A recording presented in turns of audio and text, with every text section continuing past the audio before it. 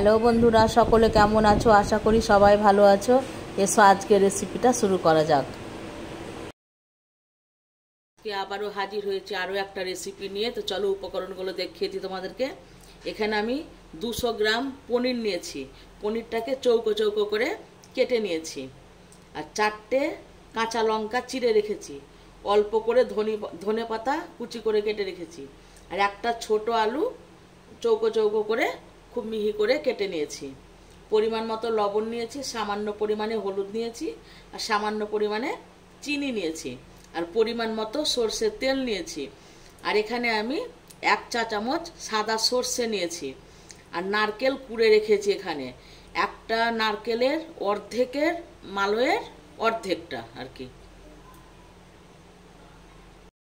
মিক্সির জারের মধ্যে আমি সর্ষে আর নারকেল কুড়াটাকে দিয়ে দিলাম।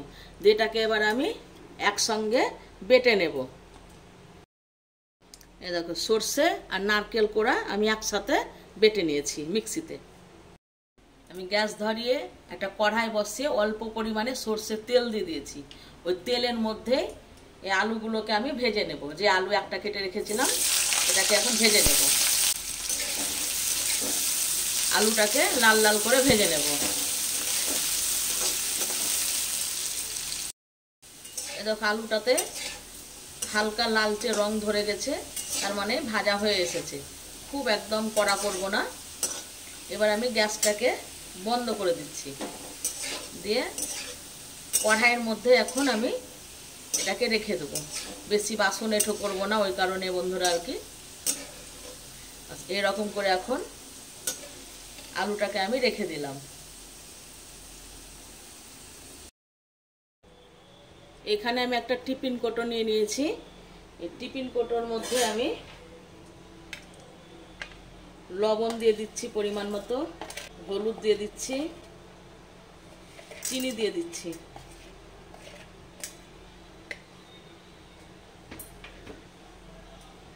আর এই সর্ষে আর নারকেল বাটাটাও দিয়ে দিচ্ছি।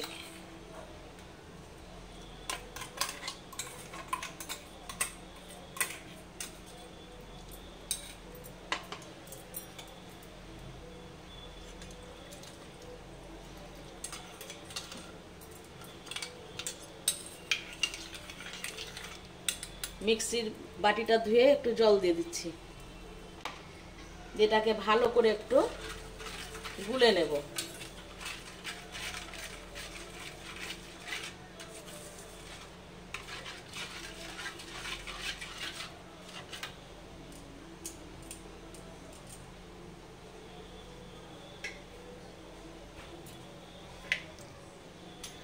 পনিরগুলোকে এবার একটা একটা করে আমি দিয়ে দিচ্ছি। সমস্ত পনিরগুলোকে আমি এর মধ্যে দিয়ে দিয়েছি। এবার যে আলুগুলো আমি ভেজে রেখেছিলাম ওই আলুগুলো এখন এর মধ্যে দিয়ে দিচ্ছি।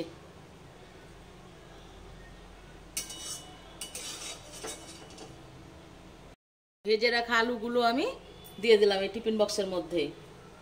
একটু ভালো করে একটু চারিদিকে একটু সার্ভ করে দেব।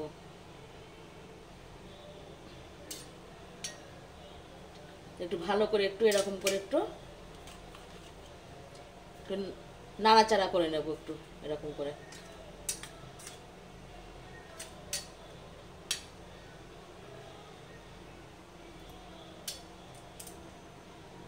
আর ওর মধ্যে আমি 3 চামচ সর্ষের তেল দিয়ে দিচ্ছি।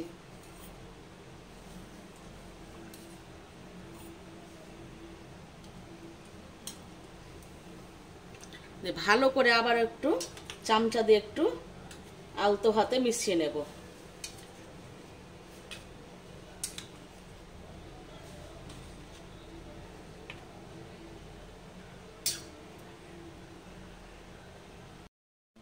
সামান্য পরিমাণে আর একটু জল দিয়ে দিচ্ছি।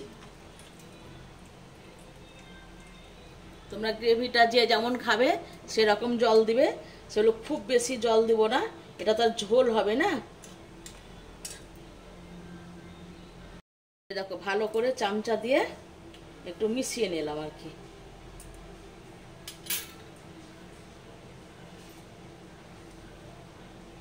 এবার কাঁচা লঙ্কাগুলোকে আমি একটা একটা করে দিয়ে দিচ্ছি।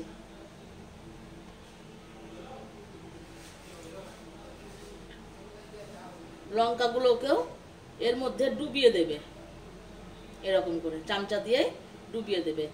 খুব আলতো হাতে করবে, না তো পনিরগুলো সব ভেঙে যাবে তখন। এবার ওপর থেকে আমি ধনে পাতাগুলো দিয়ে দিচ্ছি।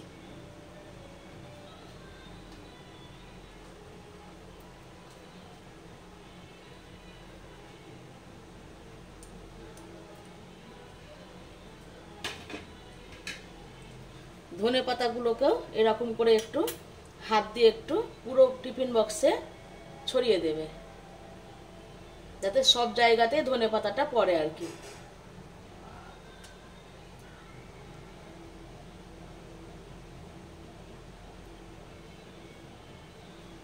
আর কিছু দেবার নাই বন্ধুরা। এবার আমি টিফিন বক্সের ঢাকাটাকে বন্ধ করে দিচ্ছি।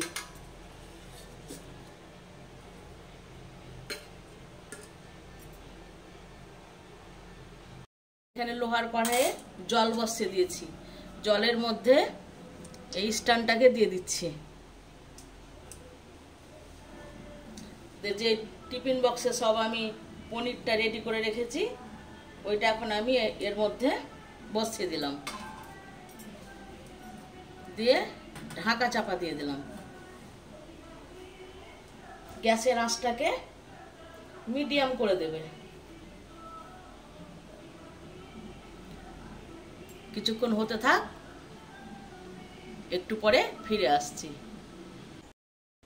কোটোটা এবার আমি কড়াই থেকে উঠিয়ে নিচ্ছি।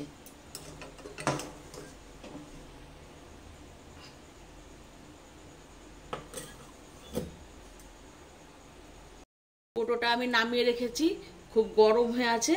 একটু ঠান্ডা হলে তখন ঢাকনাটা আমি খুলে তোমাদেরকে দেখাচ্ছি। কোটোটা আমার ঠান্ডা হয়ে গেছে, এবার চলো ঢাকনাটা খুলে দেখে নি কেমন হয়েছে।